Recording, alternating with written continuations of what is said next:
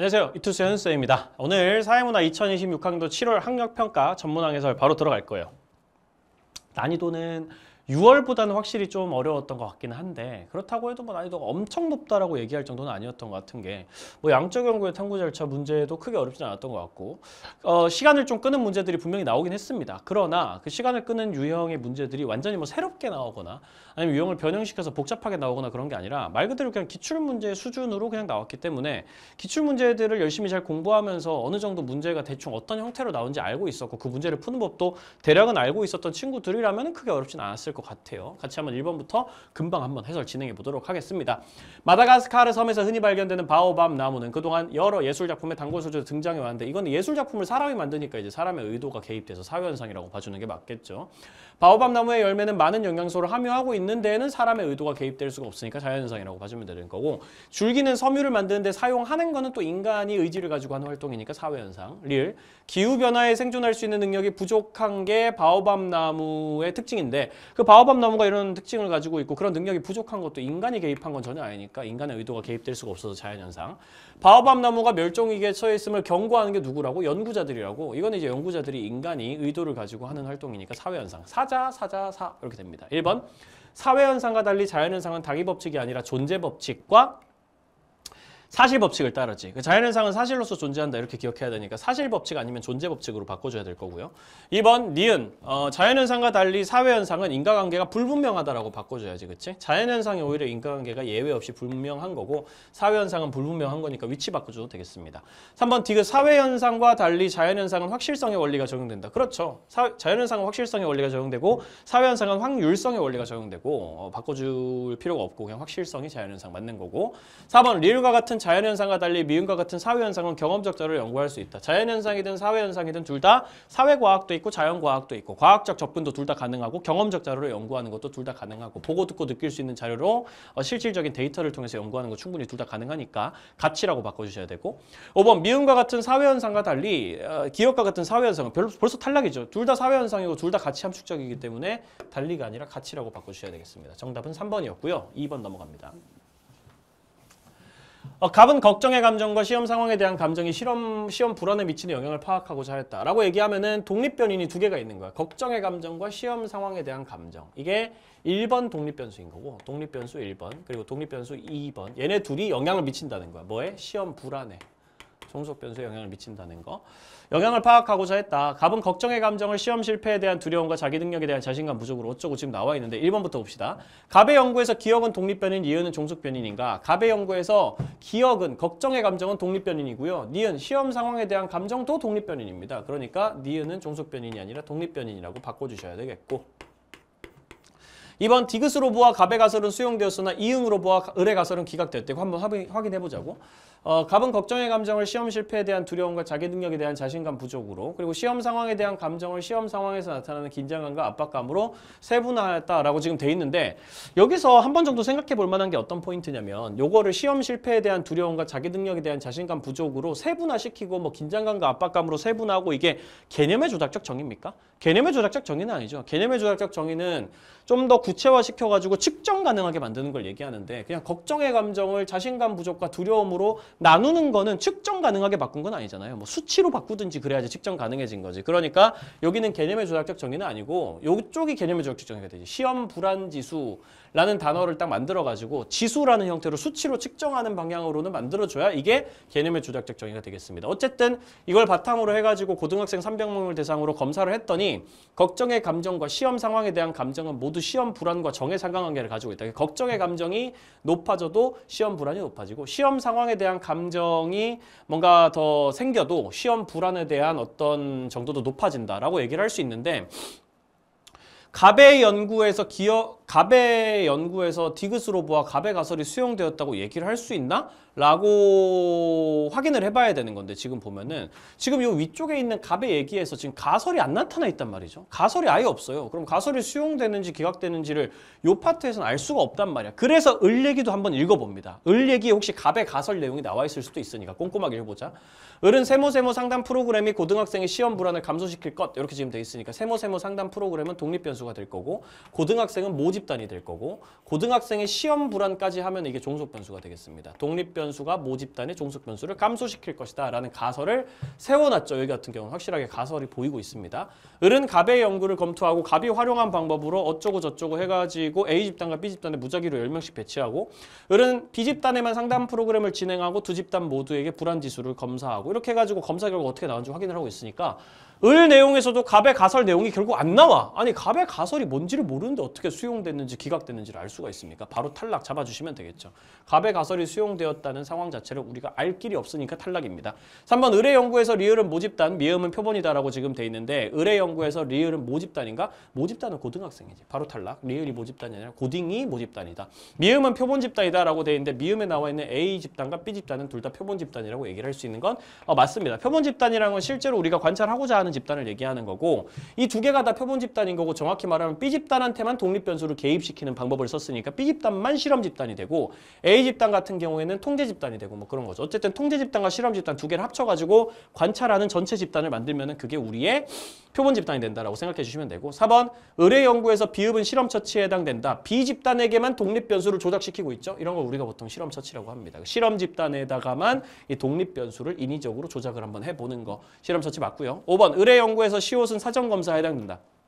시옷 검사했다. 근데 상담 프로그램을 진행하고 나서 검사를 한 거잖아. 사실 그 전에 지금 보면은 시험 불안 지수가 높은 고등학생 20명을 선정했다고 지금 돼 있는데 처음에 이 고등학생 20명을 대상으로 지수를 검사했을 때가 사전 검사죠. 그리고 실험을 하고 나서 다시 검사를 한 거는 사후 검사라고 봐야 되는 겁니다. 이거는 사전이 아니라 사후야.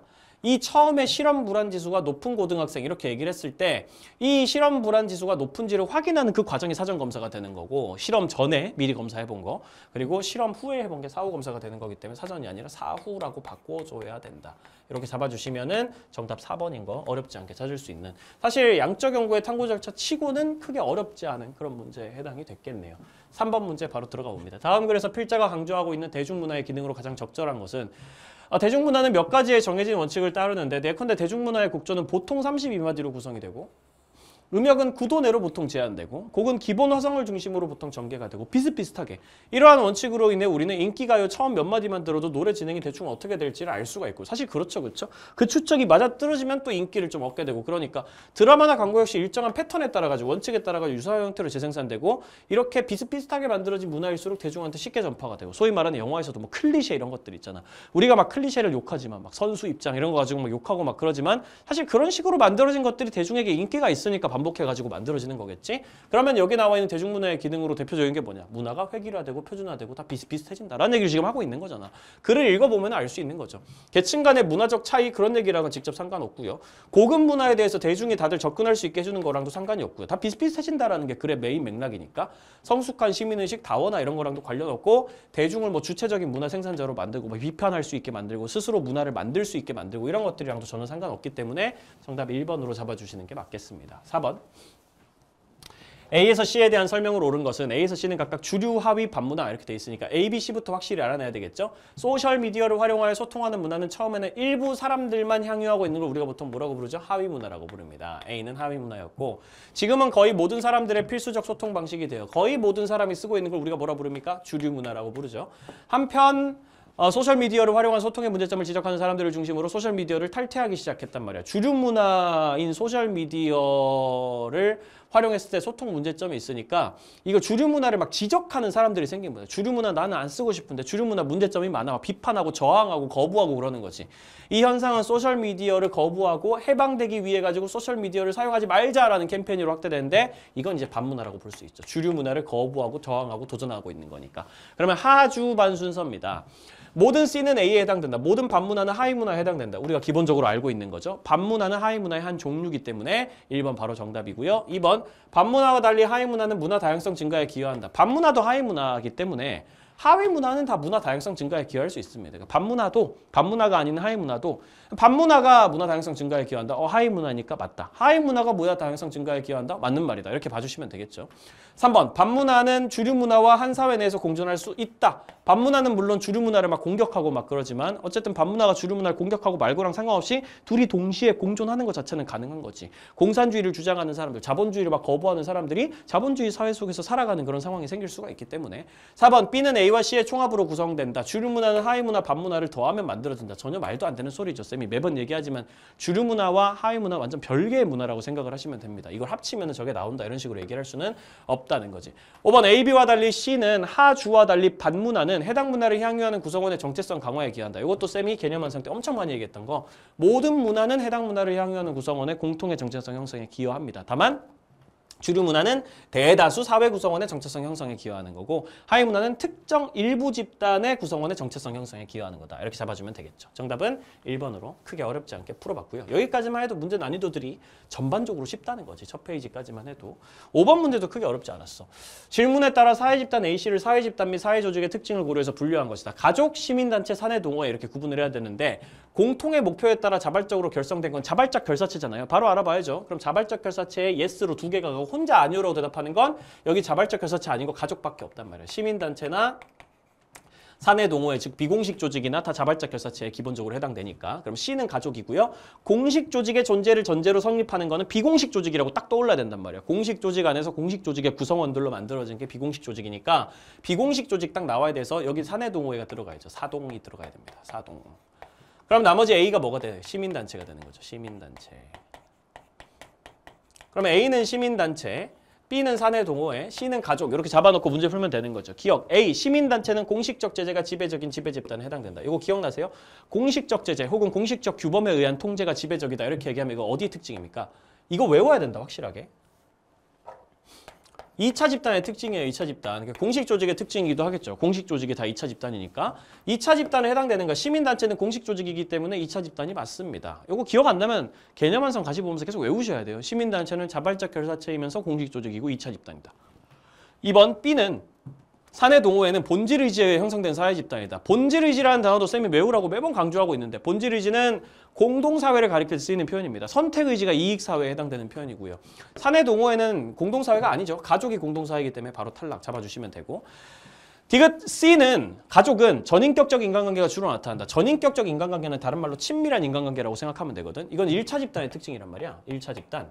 그럼 가족은 공동사회잖아. 공동사회는 다 1차 집단이다. 이것도 외우고 있어야 되거든. 공동사회는 전부 1차 집단, 2차 집단은 전부 이익사회. 이 정도. 다시 이것도 기억 안 나면 개념 완성 뒤져보셔야 돼요. 다시 한번 외워주시고 어쨌든 가족은 1차 집단이기 때문에 맞는 얘기인 거고 리얼 A, C 모두 그러니까 가족이랑 시민단체 모두 공식 조직이다. 가족은 공식 조직이 바로 아니죠. 가족은 이익사회도 아닌데 어떻게 공식 조직이 될 수가 있겠어. 이렇게 잡아주면 되겠네. C는 아니고 A는 맞고 시민단체는 공식 조직이라서 2차 집단이 맞고 가족은 애초에 공식 조직이 아니기 때문에 당연히 2차 집단도 될 수가 없다라고 잡아주면은 정답 바로 나오는 거 확인할 수 있겠죠. 정답은 2번 기억 디귿 되겠습니다. 다음 6번 사회문화 현상을 바라보는 서로 다른 관점. 제목 나오는 순간 뭐 나와야 돼요? 사회문화 현상을 바라보는 관점에 뭐가 있지? 기갈상이 있단 말이야. 기능론, 갈등론, 상상론 찾아보면 되겠죠. 사회성이라는 게 뭔 줄 알아? 기존 체제에 순응한 사람들에게 부여되는 벌써 약간 막 순응인 이런 단어 쓰는 거 보면 기존 체제를 별로 안 좋게 보는 것 같지?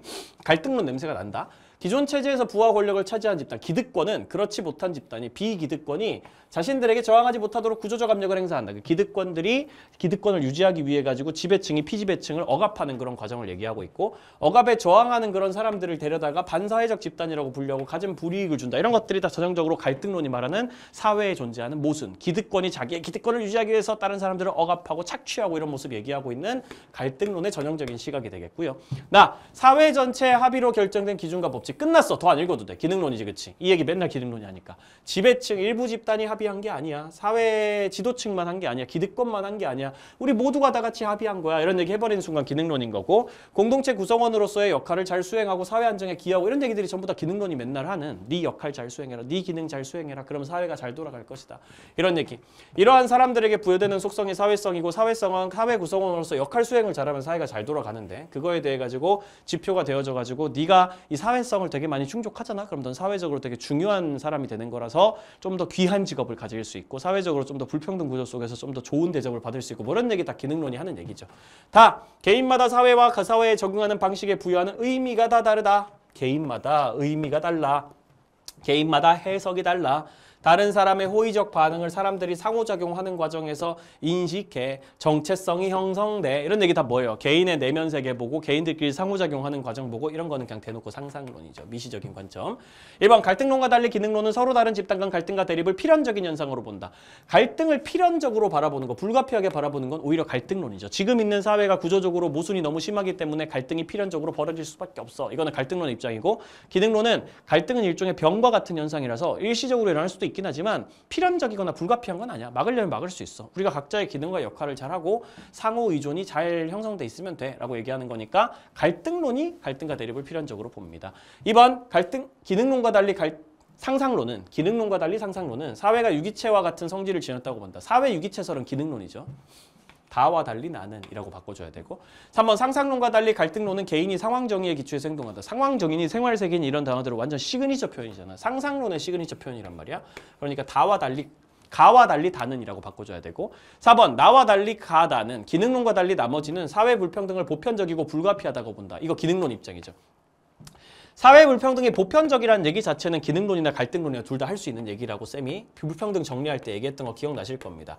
사회 불평등이 어디 사회에서나 나타나는 보편적인 현상이야 라는 것까지는 기갈이 둘 다 얘기하지만 불가피하다고 얘기를 하는 건 기능론만 얘기를 한단 말이야. 왜냐면 갈등론은 사회 불평등을 혁명을 통해서 해결할 수 있다고 믿거든. 그렇기 때문에 보편적이다라는 거는 공통점, 기갈에, 불가피하다는 거는 기능론 온리. 요거 개념 완성에서 기억 안 나시는 친구들 다시 한번 확인해 보시고요. 어쨌든 이거는 기능론, 보편적이라는 건 기능론, 갈등론의 입장. 불가피는 기능론만 되기 때문에 이 문장 전체를 보면 기능론에만 해당되는 선지라서 나는 다와 달리 뭐 이런 식으로 바꿔줘야 되는 얘기 되겠습니다. 나와 달리라고 하면 안 돼. 확실한 거. 기능론이 아니라고 하면 안 돼. 5번. 가나와 달리, 거시적 관점 두 개와 달리 미시적 관점인 상상론은 사회구조가 개인 행위에 미치는 영향도 있는데 너무 개인의 주체성이나 능동성만 얘기한다는, 그래서 사회구조가 개인에게 미치는 영향력을 무시해버린다는 그런 공격을 받을 수가 있지. 미시적 관점은 명목론이랑 관련이 있고 상상론은 너무 개인의 능동성, 주체성만 얘기하기 때문에 구조가 개인에게 미치는 영향도 있을 수 있는데 왜 구조는 안 봐? 이런 비판을 받을 수가 있다는 거지. 7번 바로 갑니다. 땡땡고등학교 재학생 진로 한마당 우수 사례 나의 오늘 그리고 내일. 내가 이런 문제 나오면 어떻게 풀라고 쌤이 딱 지시를 해주죠. 사실 타임어택 3주차에서 바로 쌤이 얘기를 해줬던 건데 이런 식의 문제가 나오면 이렇게 풀라는 거. 갑이 작성한 내용에 나타난 1차 집단이자 공동사회에 해당되는 사회 집단은 한 개다. 선지 먼저 봐야 된다고. 이런 문제 나오면 선지부터 확인하세요. 선지에 보면은 작성한 내용에 나타난 갑이나 을이나 뭐 이런 사람이 작성한 내용에 나타난 이런 것도 적혀 있고요. 갑이 속한, 뭐 을이 속한, 뭐 속해 있다, 지금 속해 있다, 뭐 작성한 내용에 나타났다 이런 게 번갈아 가지고 나오잖아. 그러면 메인 주제는 딱 두 개인 거야. 어떤 사람이 어떤 집단에 속해 있는가. 두 번째, 어떤 사람이 어떤 집단에 해당되는 내용을 적었는가 이런 내용들. 그러니까 여기에 어떤 집단들이 적혀 있는가, 그리고 그 집단에 어떤 사람들이 실제로 속해 있는가, 이게 중요하단 말이지. 그럼 두 가지를 정리하자고. 적혀 있는 것도 다 적어, 그리고 속해 있는 것도 다 적을 거야. 이런 식으로 정리하자고. 밑줄을 일단 다 끌 건데 나타나 있는 거는 그중에 누군가 속해 있는 집단이 있다면 거기 위에다 사람 이름을 적다고. 이런 식으로 땡땡고등학교, 이거 제목부터 봐야 된다. 제목 안 보면 문제 틀려요. 땡땡고등학교 재학생 진로 한마당 우수 사례이기 때문에 작성자 갑이랑 을이랑 둘 다 일단 땡땡고등학교에 속해 있는 사람들입니다. 이런 식으로 적어줘야 된다고. 일단 첫 번째로 시작할 때. 갑이 적어놓은 내용 봅시다. 이제 적혀있는 집단이 있으면 다 밑줄 그으면서 혹시 속해 있는 사람도 있으면 위에다가 적으면서 갈 거예요. 갑, 나는 크리에이터가 되고 싶다. 그 이유는 평소 콘텐츠 제작에 관심이 많은데 진로 체험 활동으로 방송국에 견학을 간 거지 방송국에 속해 있는 건 아니죠. 적을 필요는 없고요. 사람 이름.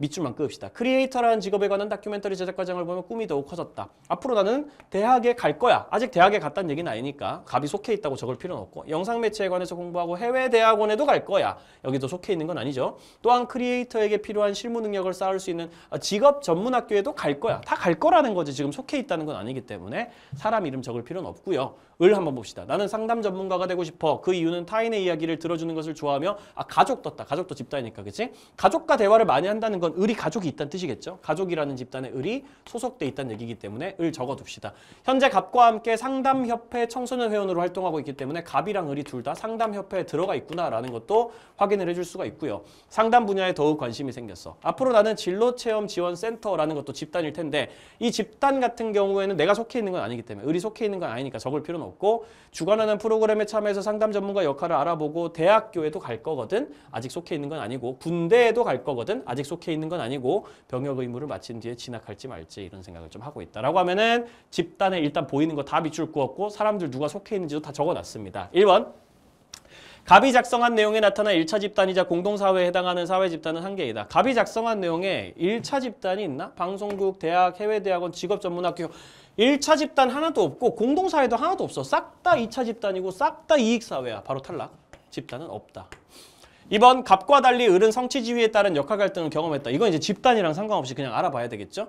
을은 역할 갈등을 겪은 적이 있나? 을 얘기 한번 쭈르륵 한번 보자. 뭐 이야기 들어주는 걸 좋아하고 가족과 대화를 많이 하고 갈등 자체가 없네. 여기는 진로 취업 재훈센서에서 어쩌고저쩌고 또한 대학에 가서 심리학을 어쩌고저쩌고 진학할지 깊이 고민이라는 게 있는데 이 고민이 뭐야? 병역 의무를 마친 후에 진학할지 아니면 대학에 가서 심리학 공부하다가 군대에 갈지 이거 진로 고민이잖아. 진로 고민은 대표적으로 역할 갈등이 아닌 케이스에 해당되기 때문에 을은 역할 갈등을 경험한 적 없음. 바로 날려주면 되죠. 3번 을과 달리 갑은 비공식 조직에 속해 있다. 여기 지금 비공식 조직 혹시 있었나?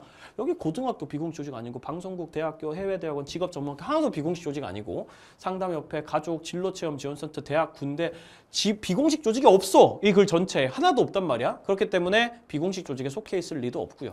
4번 갑이 속한 이익사회 개수는 한번 체크해볼까? 갑이 속한 이익사회 찾아야 된다. 공동사회 말고. 갑이 속한 게 고등학교랑 상담협회밖에 없는데 이거 둘 다 공동사회는 아니야. 스르륵 만들어진 건 아니고 인위적으로 뭉쳐가지고 만들어진 거니까 고등학교도 상담협회도 둘 다 이익사회라서 2개 이렇게 되고 을이 속한 2차적 사회화 기관 한번 찾아볼까? 2차적 사회화 기관이면 뭐만 아니면 돼. 갓도지만 아니면 된다고. 가족, 또래 집단, 지역사회만 아니면 다 2차적 사회화 기관이라고 생각해도 무방하단 말이지. 고등학교 2차적 사회화 기관이고 가족은 1차적 사회화 기관이고 상담협회는 2차적 사회화 기관이니까 을이 속한 2차적 사회화 기관 개수도 2개네. 그럼 2개 같다. 4번 정답. 5번 갑이 작성한 내용에 나타난 공식적 사회화 기관의 개수. 교육을 하기 위해 가지고 만들어진 집단 찾아보면 되겠죠. 방송국은 아니고요. 대학은 교육 위해서 만들어진 거고 해외대학원도 맞고 직업전문학교는 다 교육 위해서 만들어진 거니까 3개 되겠고 을이 작성한 내용에 나타난 이익사회의 개수 가족 빼고 나머지가 다 이익사회지. 그치? 가족 빼고 하나, 둘, 셋, 넷 찾아내면 되는 거기 때문에 4개라서 3개와 4개는 다르다. 이렇게 정리해주면은 정답 4번 되는 거 확인할 수가 있습니다. 이것도 사실 이런 형태로 나오는 문제 치고는 엄청 어려운 편은 아니었다라고 말씀드릴 수 있을 것 같아요. 다음 8번. 그래도 시간은 조금 걸리긴 하겠죠. 근데 이렇게 정리하는 거 항상 익숙해지셔야 된다는 거지. 8번 밑줄 친 기역 시옷에 대한 설명으로 옳은 것은 배트와 공을 사용하는 경기인 크리켓. 기역과 달리 미음은 물질 문화이다. 크리켓도 물질 문화가 아니고요. 크리켓에 쓰는 뭐 배트를 얘기한다면 이 배트는 물질 문화겠지만 크리켓이라는 건 일종의 스포츠 장르를 얘기하는 거잖아. 이거 자체로는 물질이나 그 물질을 만드는 기술이 아니기 때문에 비물질 문화고 미음 같은 경우에는 어디 있어? 미음 신분제라고 돼 있는데 이것도 당연히 비물질 문화지. 그러니까 둘 다 비물질 문화라서 기역도 미음도 비물질 문화다. 이런 식으로 바꿔주셔야 되겠습니다. 2번 니은 시옷은 모두 좁은 의미의 문화에 해당된다라고 돼 있는데 여가 문화라는 거에 뭐 우열을 나누는 그런 좁은 의미의 의미 전혀 들어가 있지 않고요. 시옷에 나와 있는 거 크리켓은 땡땡국의 문화와도 잘 맞는다.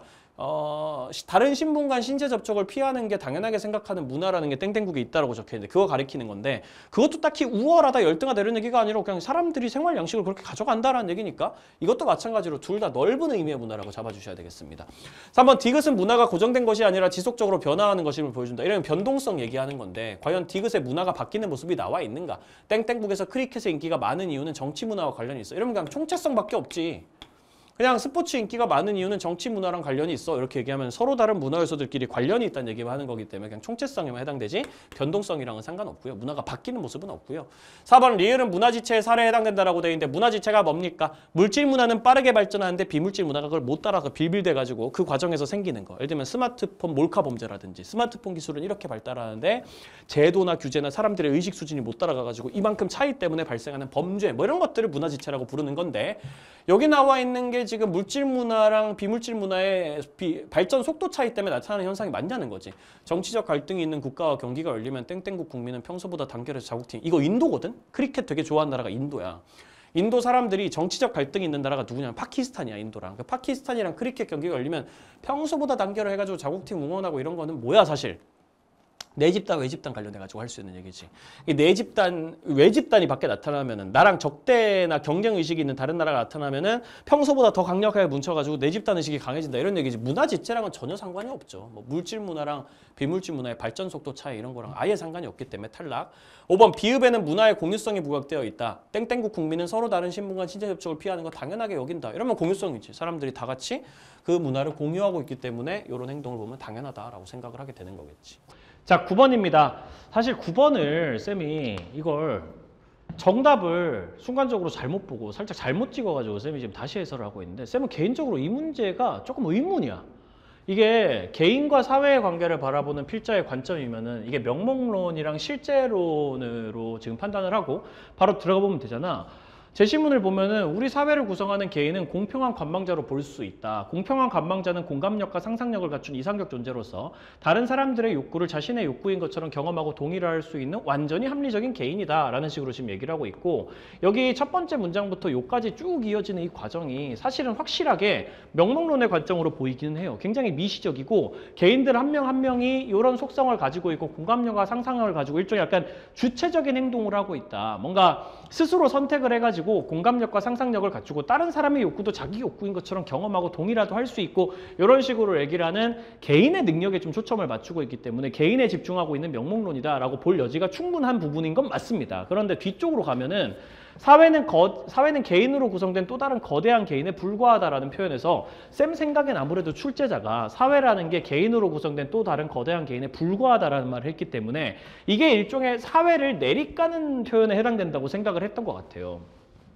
그래서 한 번 더 명목론의 증거를 제시했다라고 생각을 한 것 같거든요. 근데 쌤은 이게 조금 애매하다고 얘기를 좀 할 수밖에 없을 것 같습니다. 쌤이 이제 사회학과를 또 나온 입장에서 명목론 실전을 좀 딥하게 공부한 입장에서 이게 마지막 문장이랑 마지막 직전에 이 두 문장이 실제론으로 유도하기에 약간 충분한 문장에 해당되지 않나라는 생각이 좀 들어요. 왜냐하면 이걸 해석을 하기에 따라 가지고 사회는 개인으로 구성된 또 다른 거대한 개인에 불과하다라는 이 얘기가 일종의 사회 유기체적인 해석으로 여겨질 수도 있을 것 같다는 생각이 좀 든단 말이지. 이거는 사실 쌤의 개인적인 의견이기 때문에 요거랑 관련해가지고 약간 논쟁적인 부분이 있을 것 같기도 해요. 그런데 사회학을 본격적으로 배워본 쌤 입장에서는 그렇게 해석하는 것도 가능하다는 얘기를 좀 할 수밖에 없을 것 같습니다.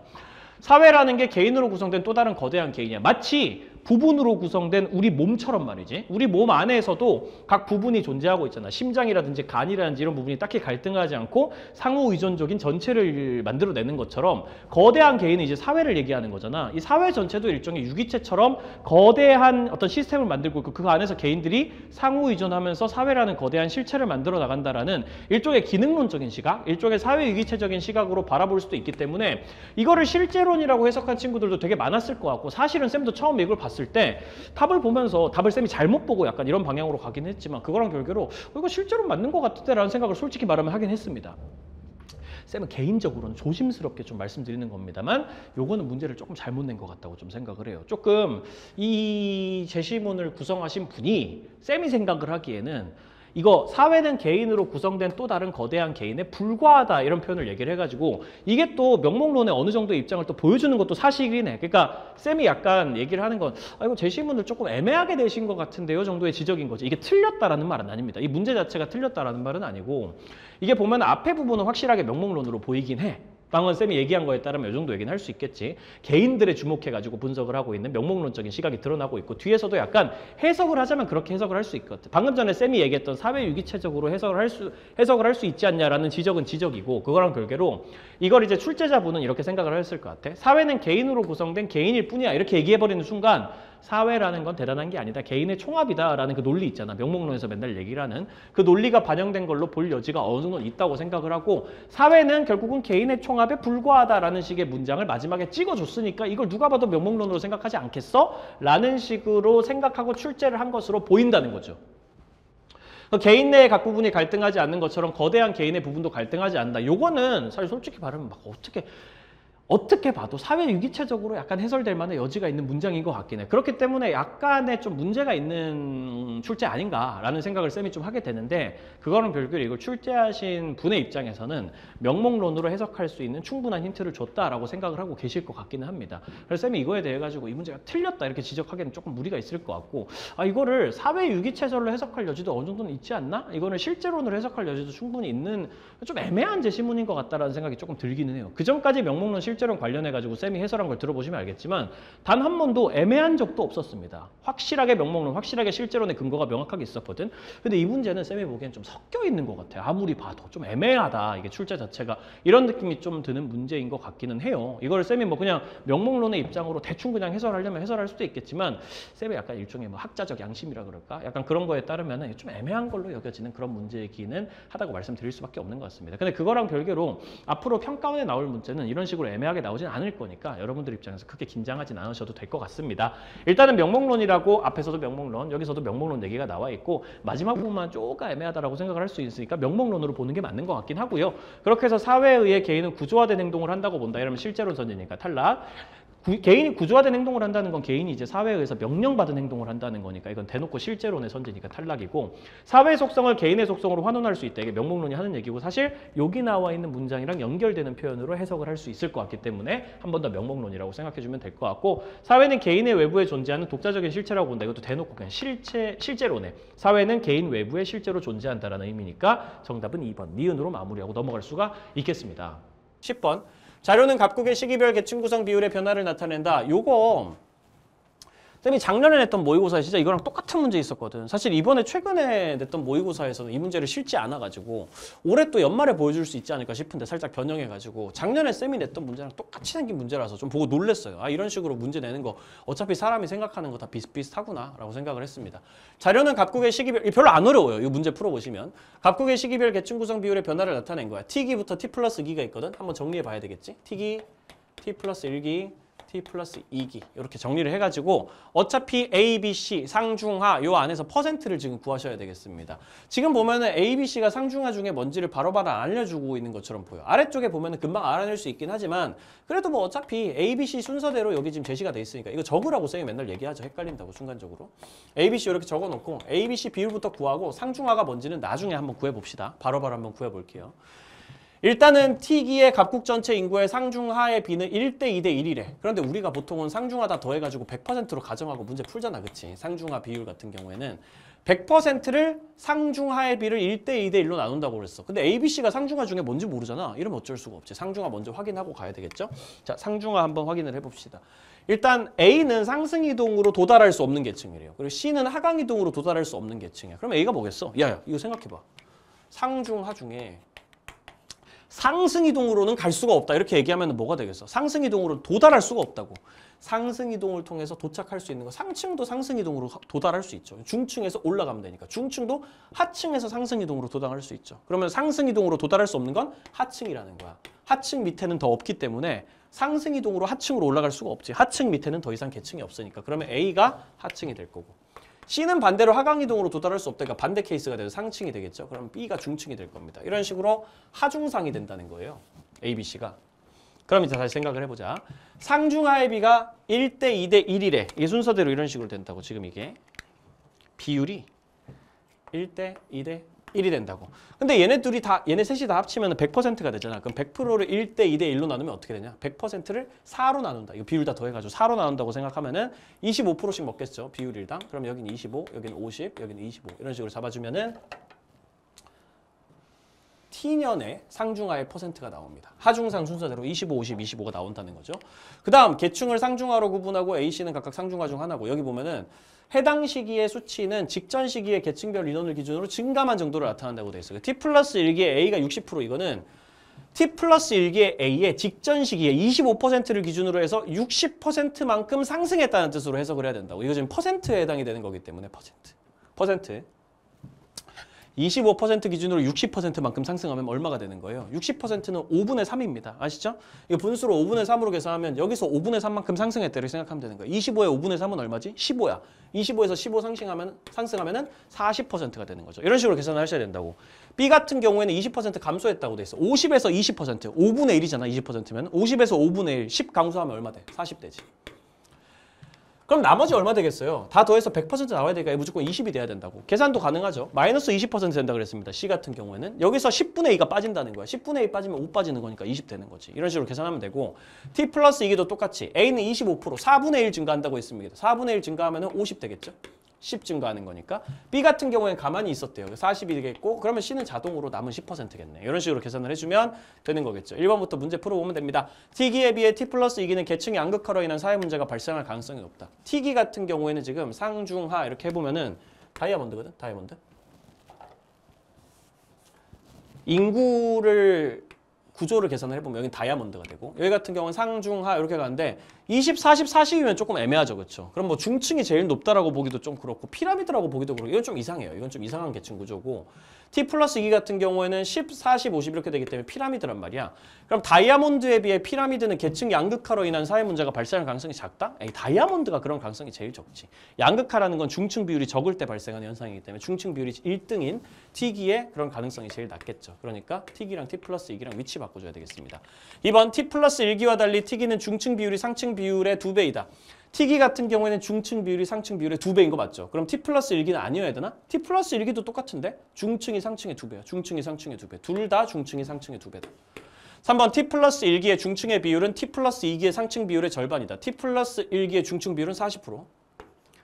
T 플러스 2기의 상층 비율은 10%. 그럼 절반이 아닌 게 아니죠. 완전 상관없는 얘기를 하고 있죠. 절반이랑 전혀 상관이 없죠. 4번 T 플러스 2기와 달리 T 플러스 1기는 피라미드형 계층 구조. T 플러스 1기 피라미드형이라고 보기 좀 어렵고 이거. 애초에 T 플러스 2기가 피라미드형이잖아. T 플러스 2기와 달리라고 하면 안 되지. 피라미드형. 오히려 피라미드형은 T 플러스 2기다. 5번 T기 T 플러스 2기 중에 하층의 비율이 가장 높은 거 T 플러스 2기다. 하층 비율 25%, 40%, 50%로 T 플러스 2기에 가장 높은 거 맞습니다. 정답 5번으로 어렵지 않게 찾아낼 수 있겠습니다. 11번 넘어가죠.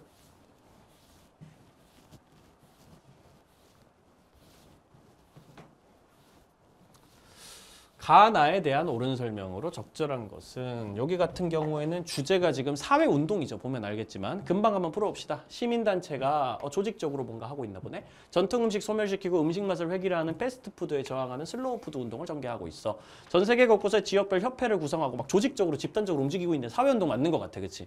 문화의 다양성과 지속성이랑 굉장히 뚜렷한 목적도 있고 사회운동의 특징. 지속가능 발전, 공정무역 활성화 이런 식으로 구체적인 활동 계획도 있고 활동 범위를 넓히고 있으니까 아마 지속적으로 움직이고 있다는 얘기도 지속성이란 표현까지도 얘기를 하고 있으니까 오케이 지속적인 운동을 하고 있다라고 해석해서 누가 봐도 사회운동이야. 체계적인 조직을 바탕으로 한 사회운동 맞지? 니은 나에는 특정 목표를 바탕으로 한 다수의 행동이 나타난다. 회사가 공모전에서 특정 집단에 대한 혐오가 담긴 작품을 당선시켜 독자들로부터 비판을 받고 막 그러니까 인권단체가 다수가 그지? 조직적으로 해당 회사의 모든 작품에 대한 불매운동을 하고 해당 작품의 공모전 탈락과 게시 삭제를 요구하고 그런 집회를 매주 지속적으로 하고 있고 특정 목표를 가지고 있지 그치? 이런 행동을 취소시키겠다. 그러니까 특정 집단에 대한 혐오라는 것을 한번 없애보겠다. 이런 구체적인 목표를 가지고 있다는 거 누구나 알 수 있고요. 다수가 행동하고 있는 것도 맞으니까 니은선지 맞는 거고. 지금 나와 달리 가해는 일시적이고 즉흥적인 다수의 행동. 이거 일시적이고 즉흥적인가? 전혀 그렇지 않아. 굉장히 조직적이고 계획적인 행동이란 말이야. 그렇기 때문에 가해에 있는 거 일시적이고 즉흥적이라고 할 수 없고요. 리얼 가나에는 모두 사회체계의 전면적인 변혁을 추구하는 이거 혁명이잖아요. 혁명적 사회운동인가? 전혀 혁명이라고 볼 수가 없죠. 여기 나와 있는 거 혐오를 좀 없애보자 이런 건 굳이 따지자면 개혁인 거고 여기 있는 것도 슬로우 푸드 운동도 기존에 있었던 패스트푸드를 극복하고 좀 더 다른 방식의 좀 더 인권을 생각하고 조금 더 전통 음식을 보장해주는 슬로우 푸드 운동으로 나아가자 이런 것도 둘 다 굳이 따지자면 개혁적 운동에 가까운 거지 혁명이랑은 전혀 상관이 없기 때문에 정답 1번으로 무난하게 잡고 넘어갈 수가 있겠습니다. 정답 1번이었고요. 12번 문화이해 태도. 문화이해 태도는 아래쪽에 안 적어줘도 알고 있죠. 사대주의, 자문화 중심주의, 상대주의 이렇게 나옵니다. 이런 식으로 문제 나오면 조금 조심하셔야 돼요. 문화를 이해의 대상이 아닌 평가의 대상으로 보는 거 이렇게 나와 있는데 요거 잘 봐. 예, 아니요 중 같은 답을 할 수 있는 것끼리 점선으로 묶은 거야. 무조건 yes를 대답하는 애들을 묶어놓은 게 아니라 같은 대답을 얘네 둘이 같이 yes라고 할 수도 있고 같이 아니요라고 할 수도 있다라고 생각을 해주셔야 되는 거죠. 그냥 같은 답을 할 수 있는 애들. 다른 말로 얘기하면은 예, 아니요에 대한 답변으로 구분할 수 없는 애들을 묶어놨다라고 생각을 해주시면 되겠습니다.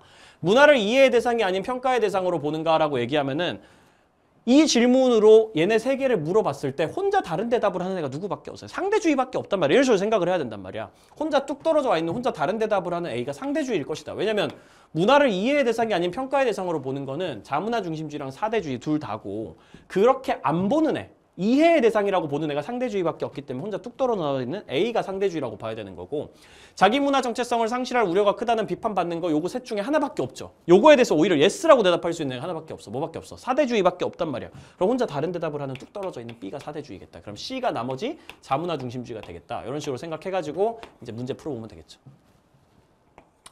A. 상대주의에 비해서 자문화 중심주의는 타문화와의 마찰을 초래할 가능성이 높다. 바로 정답. 자문화 중심주의는 우리가 짱이고 니넨 다 열등해 이런 거니까 다른 문화랑 갈등을 초래할 가능성이 굉장히 높겠죠. 2번. B와 달리 A는 사대주의와 달리 상대주의는 문화 다양성 보존을 저해하지 않죠. 오히려 문화 다양성 보존을 굉장히 높여준다는 상대주의의 장점이 있습니다.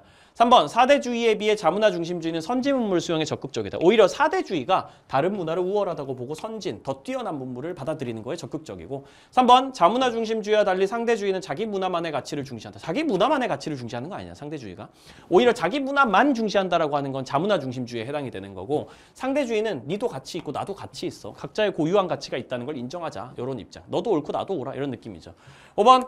A와 C 같은 경우 상대주의, 자문화 중심주의와 달리 사대주의는 국수주의로 변질될 가능성이 높다. 국수주의로 가거나 제국주의로 갈 가능성이 높은 건 오히려 자문화 중심주의이기 때문에 A, B와 달리 C는 그럴 가능성이 높다. 이런 식으로 바꿔주시는 게 맞겠습니다. 그렇게 해서 12번 문제도 다 풀어봤고요.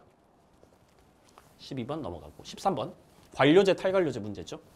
여기까지도 사실 뭐 개념적으로 크게 어려운 부분은 없다. 관료제, 탈관료제 문제. A, B의 일반적인 특징에 대한 설명으로 옳은 것은 각각 관료제와 탈관료제 중 하나다. 그린 테이프는 A에 적용되는 규칙과 절차의 순기능을 강조한 개념으로 규칙과 절차의 지나친 강조로 인한 역기능을 지칭하는 레드 테이프의 상대적 개념이다.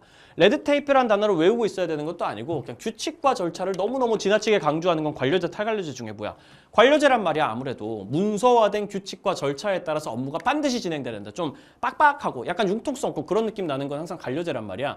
이처럼 규칙과 절차의 적용으로 양면성을 지니는 게 관료제라는 거지. 그러니까 관료제가 규칙과 절차를 굉장히 빡빡하게 적용해서 매뉴얼만 따라가 이렇게 얘기를 하기 때문에 규칙과 절차의 순기능으로 그린 테이프도 나타나고 좀 부작용으로 레드 테이프도 나타나고 이렇게 얘기를 하는 거야. 참고로 그린 테이프는 규칙과 절차만 따라가다 보니까 아주 깔끔하게 물건들이 크게 문제 없이 하자 없이 잘 뽑혀 나온다 이런 얘기를 하는 거고 레드 테이프는 너무 오래 걸린다. 규칙과 절차만 너무 미친 듯이 강조하다 보니까 너무 약간 비효율적이고 융통성 없는 면도 생긴다. 이런 걸 강조하는 개념이라고 알고 계시면 되고요. B는 당연히 탈관료제겠지. 규칙과 절차를 좀 유연하게 적용하고 구성원이 재량적으로 재량권을 좀 받아가지고 알아서 적용할 수 있게 해주는 거. 그러면 A가 관료제, B가 탈관료제. 관료제와 달리 탈관료제는 구성원의 권한과 책임이 분명하다. 관료제가 상대적으로 권한과 책임이 훨씬 분명하지. 왜냐하면 분업이라는 건 둘 다 하는 거지만 둘 다 공식 조직의 운영 원리니까 분업은 둘 다 하지만 관료제가 이 분업을 훨씬 더 세분화, 전문화 시켜가지고 하거든. 그러니까 권한과 책임이 훨씬 분명한 게 관료제 쪽이야. 탈관료제보다는. 이번 관료제에 비해 탈관료제는 과업 수행의 예측 가능성이 높다. 탈관료제는 과업 수행의 예측 가능성이 오히려 떨어지고 관료제가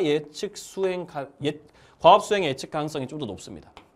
왜냐하면 관료제는 철저하게 매뉴얼만 따라가라 그러거든. 정해져 있는 업무와 절차를 지켜야 되는 게 관료제이기 때문에 앞으로 과업이 어떻게 수행될지 예측하는 것도 상대적으로 예측하기 쉬운 게 관료제라고. 어차피 규칙을 따라갈 거니까. 탈관료제는 구성원의 재량권에 맡기니까 예측 가능성이 좀 떨어져요. 예측한 대로 안 갈 수가 있습니다.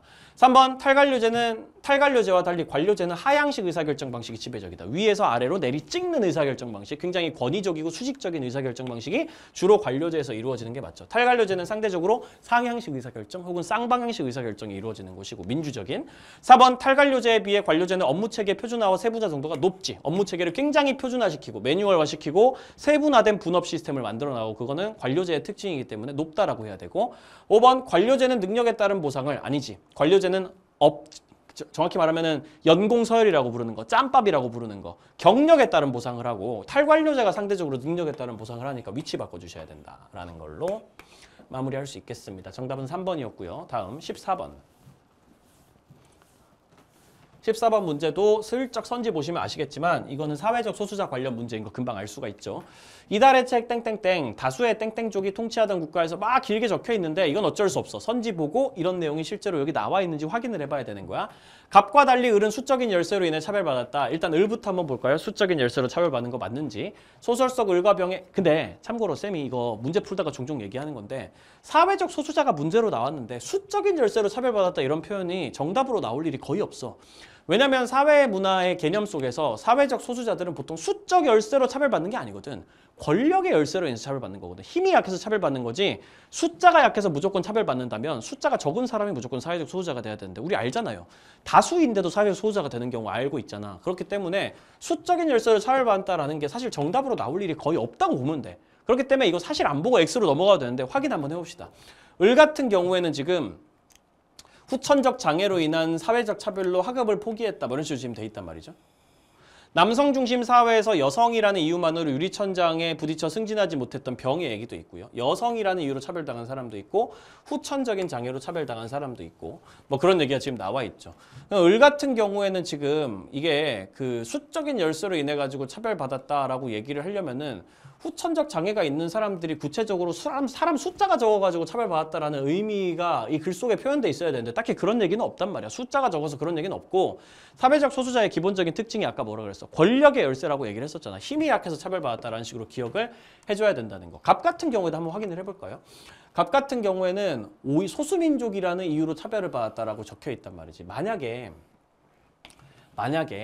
수적인 열쇠로 차별받았다라는 게 실제로 문제로 나올 거라면은 오히려 갑이 얘기가 나오는 게 맞지. 갑과 난리라고 표현하는 게 굉장히 명확하게 틀렸다라고 봐야 되겠죠. 굳이 수적인 열쇠 얘기를 하려면 소수민족이라는 이유로 숫자가 적어가지고 차별받았다라는 식으로 얘기가 나올 수 있는 건 갑입니다. 그런데 사실 이것도 엄밀히 따지면, 진짜 엄밀히 따지면 소수민족이라는 이유로 차별받았다는 게 사람 수가 적어서 그 자체로 차별받았다라기보다는 소수민족인데 힘까지 없으니까 권력의 열쇠까지 있으니까 차별을 당한 거란 말이지. 그래서 엄밀히 말하면 수적인 열쇠로 차별받았다는 표현 자체도 좀 애매하고 굳이 그렇게 표현하자면 갑과 을의 위치를 바꿔줘야 된다. 이런 식으로 해석하는 게 맞겠어요. 이번 을과 달리 병은 귀속적 특성으로 인해 차별받았다. 귀속적 특성이란 게 뭐야? 태어날 때 가지고 태어나는 선천적인 특성 얘기하는 건데 병 같은 경우에는 맞나? 병 같은 경우에는 여성이라는 이유로 지금 차별을 받은 거란 말이야. 을 같은 경우에 왜 차별받았지? 후천적 장애. 이러면 이제 귀속적 특성은 아닌 거잖아요. 선천적인 건 아니니까. 그러면 을과 달리 병은 귀속적 특성으로 차별받았다. 그러면 병 같은 경우에는 여성이라는 이유, 귀속적 특성으로 차별받은 게 맞고 을은 후천적이니까 후천적인 속성으로 차별받은 거라서 오케이. 을은 후천적인 거, 병은 선천적인 귀속적 특성으로 차별받았다고 얘기를 할 수 있다. 3번, 병과 달리 갑은 권력의 열쇠로 인해 차별당했다. 사회적 소수자는 다 권력의 열쇠로 차별받은 거야. 병 같은 경우에도 지금 보면은 남성 중심 사회에서 여성이라서 차별받은 거, 권력의 열쇠 때문에 차별받은 거 당연할 거고, 갑 같은 경우에도 소수민족이 힘이 없어서 차별받은 걸 거란 말이야. 둘 다 권력의 열쇠로 차별받았다라고 기본적으로 기억하고 계셔야 됩니다. 사회적 소수자의 특징, 권력의 열쇠. 기억만 하고 계시면 문제 풀 수 있고요. 4번, 이건 기억해. 사회적 소수자가 차별을 받는 이유는 권력의 열쇠야. 일단은 무조건 그거라고 기억을 하고 가야 되는 거야. 4번, 갑의 사례는 사회적 소수자에 대한 우대 정책. 여기 사회적 소수자에 대한 우대 정책이 어딨어? 여기 지금 아무것도 없었어. 사회적 소수자에 대한 적극적 우대 정책 아예 글 전체에 나타난 적이 없기 때문에 이런 거 그냥 바로 탈락 잡아주시면 되겠고요. 역차별 얘기를 뭐 하려면 할 수 있겠지만 제시문 속에서 여기는 안 나와 있다라는 거. 5번, 을병의 사례는 모두 한 개인이 여러 사회적 소수자 집단에 중첩되어 속할 수 있음을 보여준다. 오히려 갑이 좀 보여주는 걸로 보이나? 지금 보면은 갑이 소수민족이라는 이유로 차별을 받았었어. 그리고 나중에 시민혁명 이후에 투표권을 얻게 되는데 이제는 소수민족이라서 차별을 받지는 않은데 시간이 지나서 또 종교 때문에 또 차별을 받고 막 그래. 그러니까 내가 믿는 종교 때문에 차별을 받고 그러거든.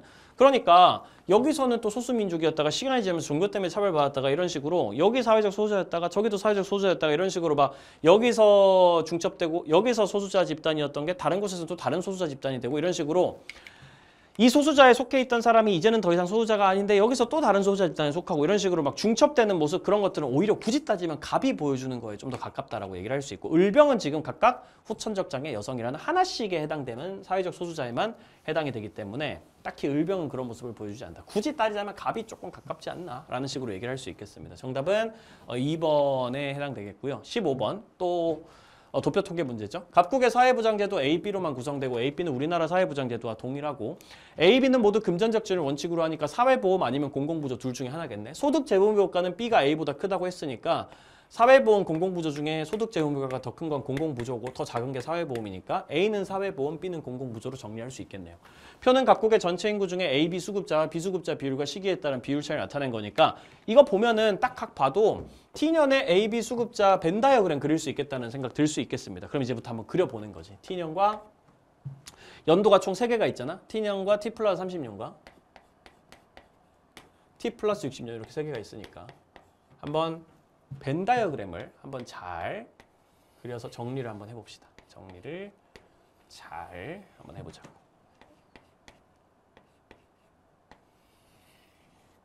최대한 그냥 보기 쉽게만 그리면 되니까. 벤 다이어그램 때 너무 예쁘게 그리려고 생각하지 마시고요. 그냥 공간만 확실하게 만든다라고 생각하고 그려주시기 바랍니다. T년 같은 경우에는 첫 번째로 그릴 수가 있죠. A 수급자, B 수급자 이런 식으로 지금 나와 있는데 지금 A 수급자가 60%라고 돼 있으니까 그대로 적어줍시다. 그대로 사회보험 수급자 60%, B 수급자, 공공부조 수급자 35%, 그리고 B 수급자가 10%, 밖에다가 이렇게 10% 이렇게 딱 적어줄게요. 밖에 10%가 있으면은 우리가 이걸 가지고 확인할 수 있는 게 뭐야? 이 안에 있는 거, 이 합집합에 해당되는 수급자 비율은 90%다라는 거 바로 알아낼 수 있을 거고, 이 합집합이 90%가 되려면 계산 공식 어떻게 됩니까? A 더하고 B 더하고 교집합되면 90 이런 식으로 우리 합집합 공식이 그거잖아. 한 번 더 하고 한 번 더 하고 중복된 거 한 번 빼주고 이러면 90이 나와야 되잖아. 둘이 더하면 95니까 여기서 5를 빼줘야 90이 되겠네. 이런 식으로 잡을 수 있을 거고, A만 수급한 애들은 55%. 더해서 60% 나오게. 여기 35에서 5 빼줘가지고 B만 수급한 애들은 30% 이런 식으로 쭉쭉쭉 잡을 수가 있겠어요. 그렇게 하고 나서 아래쪽 봅시다. 시기에 따른 A, B 수급자 비율 차이라고 돼 있는데, 비율 차이의 의미가 아래쪽에 뭐라고 돼 있냐면 해당 연도의 수급자 비율 빼기 30년 전의 수급자 비율 돼 있단 말이야. 예를 들면 T 플러스 30년에 어떤 비율이 있다고 치면은 뭐 A 수급자가 있다고 치면은 A 수급자에서 요거 60 빼면은 0 나왔다고. T 플러스 30년 같은 경우는 A 수급자에서 30년 전 거 빼면 0 나왔으면은 그럼 여기도 똑같이 60%여야 되겠죠. 이런 식으로 바로 잡을 수가 있죠. 60에서 60 빼야 0 나온다. 이런 식으로 계산하라고. T 플러스 60년 같은 경우에는 여기로 가가지고 A 수급자, 여기 얼마인지 모르겠지만 여기서 60을 빼면은 마이너스 10 나왔다 이렇게 되기 때문에 이게 50이어야 되겠지. 50이어야 50에서 60 빼면은 마이너스 10 나왔다. 이런 식으로 계산할 수 있으니까 이렇게 하나씩 계산할 수 있어요. B 수급자와 똑같이 T 플러스 30년에 B 수급자에서 35를 빼면은 15가 남는데, 그럼 B 수급자가 50%가 돼요. 50에서 35 빼면 15 남게 해줄 수가 있겠죠. T 플러스 60년은 차이가 0이었으니까 그대로 있다고 보면 되겠습니다. 50이 그대로 가는 거죠. 이런 식으로 계산하면 되고, 그렇게 정해주고 나서 아래쪽에 보면 여기 있단 말이야. 비수급자의 비율은 모든 시기에 동일하다. 일단 보면 있죠, 그렇죠? 비수급자 비율 여기 10%라 그랬는데 여기도 10%고 여기도 10%고 그럼 여기도 합집합이 90%고 여기도 합집합이 90%고 이런 식으로 얘기를 하고 있는 거죠. 그렇게 되면은 합집합이 90이라는 가정이 똑같아지니까 60, 50 더한 다음에 교집합하면 90 나오게 해주면 되는 거지. 둘이 더하면 110, 여기 20 들어가야지 빼서 90 나오겠고, 둘이 더하면 100, 여기서 10 빼줘야지 90 나오겠네요. 그럼 나머지 A에만 해당되는 애들, B에만 해당되는 애들도 금방 빼주는 방식으로 다 구할 수가 있습니다. 이렇게 다 구하고 나서 찐막. T년 대비 T 플러스 30년과 T 플러스 30년 대비 T 플러스 60년의 갑국의 전체 인구는 각각 10%씩 감소했다.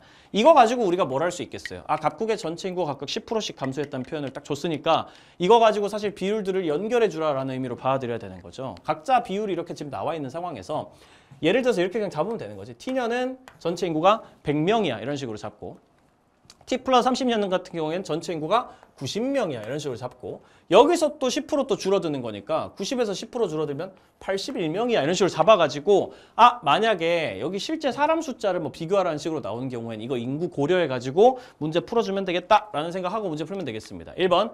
제시된 연도 중에 선별적 복지 이념에 기초한 제도이만. 선별적 복지 이념에 기초한 건 공공부조니까 B에만 해당하는 수급자 숫자 물어봤거든? 여기 어디 있는 거야? 30, 30, 40 여기 있는 애들의 숫자 크기를 실제로 비교하라는 소리예요. 그럼 실제 인구가 어떻게 되는지 확인을 한번 해봅시다. 여긴 100명 중에 30%. 실제로 30명이겠죠? 이렇게 잡으면 돼. 여기는 90명 중에 30%. 그럼 실제로 27명이겠죠? 여기는 81명 중에 40%니까 그냥 8.1 곱하기 4 해주면 되겠죠? 32.4명. 이렇게 되겠습니다. 이렇게 계산을 해주면은 8.1 곱하기 4 해주면 되는 거지. 그러면은 T 플러스 60년이 가장 많은데? T년이 가장 많은 게 아니구나. T 플러스 60년이 가장 많구나. 이런 식으로 정해주고 넘어가시면 되는 거죠. 탈락. T 플러스 60년이 가장 많다. 이번 T년의 상호부재의 원리가 적용되는 제도. 상호부재의 원리가 적용되는 건 A거든. 사회보험. 에만 해당하는 수급자 숫자는 이 연도 안에서 A와 B의 중복수급자 수의 5배이다 하면 되죠. T년에 A제도에만 해당되는 거 55야. 그리고 A, B의 중복수급자 같은 경우는 5%야. 그러면 11배지, 11배 차이가. A에만 해당하는 수급자 비율이 55%. 그냥 중복수급자 비율이 5%니까 얘랑 얘 비교하면 11배 차이가 난단 말이야. 5배가 아니라 11배 차이. 11배 차이로 잡아주는 게 맞고. 3번 T 플러스 30년에 A와 B의 중복수급자 수는 20%. T 플러스 30년 인구 전체 중에서 20%. T년의 비수급자 수의 2배 이렇게 하니까 이거는 계산해야 되겠네. 다른 연도를 넘어가지고 비교를 하고 있으니까 계산해야죠. 여기는 T년의 비수급자 수 같은 경우에는 100명 중에 10%니까 실제로 10명일 거고요.